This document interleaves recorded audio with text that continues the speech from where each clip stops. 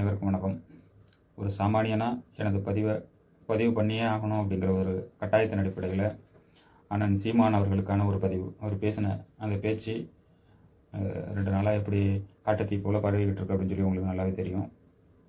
யார் சொல்லியிருந்தாலும், எங்கு படித்திருந்தாலும், நானே சொன்னாலும் உனது புத்திக்கும் பொது அறிவுக்கும் எட்டாத எதையும் நம்பாதே அல்லது செய்யாதே அப்படின்னு சொல்லி பெரியார் சொல்லியிருக்கிற அந்த வார்த்தையை நினைவிட்டு விரும்புகிறேன். நான் ரொம்ப ஆழ்ந்த ஒரு அரசியல்வாதியோ அரசியல் நான் பேச விரும்பலை. ஒரு சாமானியனா எல்லோரும் சிந்திக்கணும் அப்படிங்கிறதுக்காக தான் இந்த பதிவு.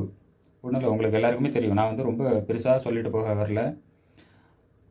இப்போ கடந்த ஒரு சில நடவடிக்கைகள்லாம் பார்த்தாவே எனக்கே யோசிக்க தோணுது. என்னுடைய அறிவுக்கு இதெல்லாம் எட்டுது.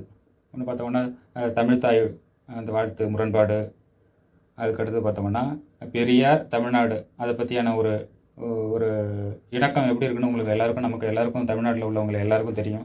பெரியார் தமிழ்நாடு, அதற்கான ஒரு பெரிய விளக்கம் சொல்லிட்டு போகலாம், நிறைய போகலாம். அவருடைய ஈடுபாடும் சரி, தமிழ்நாடுடைய அந்த கலப்பும் ரெண்டும் எப்படி இருக்குன்னு நமக்கு எல்லாருக்கும் தெரியும். ஒரு ஒரு தமிழனா தெரியும். இது எல்லாத்தையும் தெரிஞ்ச அண்ணன் திரு சீமான் அவர்கள் இதை ஏன் கையில் எடுத்திருக்காருன்னு எல்லாரும் சிந்திக்கணும். ஒன்று தமிழ்த்தாய் வாழ்த்து முரண்பாடு, அதுக்கடுத்தது பெரிய ஒரு தமிழ்நாட்டையே ஒரு தமிழர்களை எல்லாரையும் திரும்பி பார்க்குற விஷயம் பண்ணணும் அப்படின்னா பெரியார். ஏன்னா பெரியாரை யாருக்கும் தெரியாமல் இல்லை, பிடிக்காதவங்க யாரும் கிடையாது.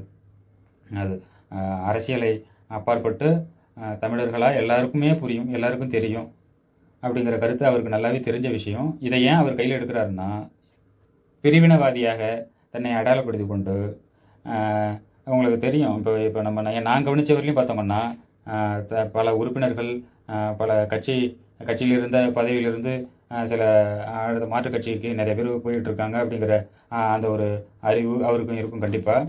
அதனால் அவருடைய ஒரு முன்னெச்சரிக்கை நடவடிக்கை தான் இது. தனி மனிதனாகவோ அல்லது தன்னுடைய கட்சியையோ, நாம் தமிழர் கட்சி அப்படிங்கிற ஒரு கட்சியை நாம் இந்தியர் கட்சி அப்படிங்கிற ஒரு ஒரு தேசியத்தின் அடிப்படையில் தன்னுடைய மதவாத அரசியலை தொடங்குவதற்கான ஒரு ஆயத்த பணியாக தான் இதை ஒரு பெரியார் அவர் முன்னெச்சரிக்கையாக எடுத்திருக்காரு. ஒரு முன்னுதாரணமாக. ஏன்னா அவருக்கு தெரியும், நல்லா தெரியும். பெரியாரை நம்ம கையில் எடுத்தோம்னா பல எதிர்ப்புகள் வரும். இதன் அடிப்படையில் தன்னை ஒரு பிரிவினவாதியாக காட்டிக்கொண்டு ஒரு கட்சியிலிருந்து தன்னை சேர்த்துக்கிறதாகவோ இல்லை கட்சியின் மூலிமா என்ன சேர்த்துக்கிறதாகவோ இல்லை தனி நபராகவோ அவர் போகணும் அப்படிங்கிற ஒரு நடவடிக்கையாக தான் நான் பார்க்குறேன். இது எல்லாரும் சிந்திக்கணும். ஏன்னா இது நான் ரொம்ப டீப்பாக பேச எனக்கும் தெரியாது. எனக்கும் அரசியல் எனக்கு தெரியல. அதற்கான அரசியல் தலைவர்கள் நிறையா அதுக்கான பதில் கொடுப்பாங்க. நம்மளுடைய அடிப்படை ஒரு ஓட்டு போடுற ஒரு நபராக எல்லாரும் சிந்திக்கணும். இப்போ எனக்கு தெரிஞ்ச விஷயங்கள் எல்லாருக்கும் தெரியும். இப்போ இதை பற்றியான தகவல் எல்லாருக்கும் தெரியும். அதனால் எல்லாருக்கும் நான் ஒரு வெறுப்பை உண்டு பண்ணணும் அப்படி இல்லை, சிந்திக்கணும். பல அரசியல் தலைவர்கள் இதில் ஒரு பெரிய மாற்றம் ஏற்படும். அது எல்லாருக்குமே தெரியும். அவருக்கு நல்லா தெரியும். பெரியாரை கையில் எடுத்திருக்கும் போது கண்டிப்பாக அவருடைய கட்சியிலிருந்து அதற்கான எதிர்ப்புகள் எப்படி இருக்கும் அப்படின்னு சொல்லிட்டு அவருக்கு நல்லாவே தெரியும். எல்லாத்தையும் உணர்ந்து தான் அது பேசியிருப்பார். அதற்கான ஒரு தண்டனையே அவர் அனுபவிப்பார். அதற்கான ஒரு எதிர்ப்பை அவருடைய கட்சியிலிருந்தும் சரி, தமிழக மக்களிடமிருந்தும் சரி, கண்டிப்பாக அதற்கான ஒரு குற்றத்திற்கான அந்த தண்டனையை அவர் அனுபவிப்பார். என்னுடைய